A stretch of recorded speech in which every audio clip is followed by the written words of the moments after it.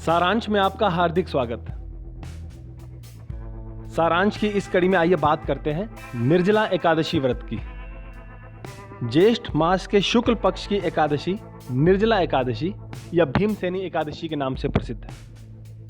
वैसे तो प्रत्येक एकादशी का अपना महत्व है, किंतु वर्ष की 24 एकादशियों में निर्जला एकादशी अपना विशेष स्थान रखती है। इस व्रत को कलयुग में कामधेनु के समान बताया गया है। सामान्य व्रतों में एकादशी व्रत को सबसे श्रेष्ठ बताया गया है।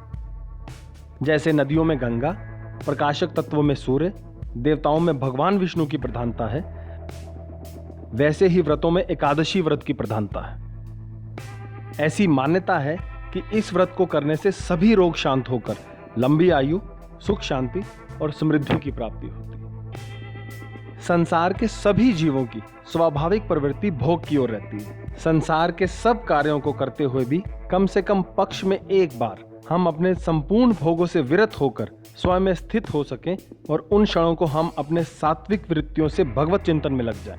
इसीलिए एकादशी व्रत का विधान है। पद्म पुराणों में निर्जला एकादशी व्रत के संबंध में बड़ी सुंदर कथा मिलती है। कुंती पुत्र भीम के बारे में तो सबने सुना होगा। कुंती पुत्र भीम के लिए कोई भी व्रत करना बड़ी टेढ़ी खीर है, क्योंकि भूखे रहना उनके लिए संभव न था। भीमसेन एकादशी व्रत रखना चाहते थे, इसीलिए उन्होंने वेद व्यास तथा भीष्म पितामह से मार्गदर्शन लिया।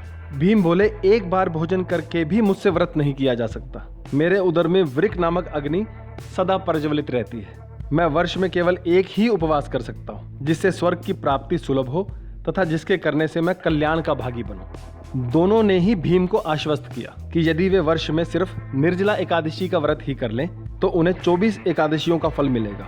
यह सुनकर भीमसेन ने भी इस शुभ व्रत का आरंभ कर दिया। तभी से लोगों में यह व्रत भीमसेन अथवा पांडव एकादशी के नाम से भी प्रसिद्ध है।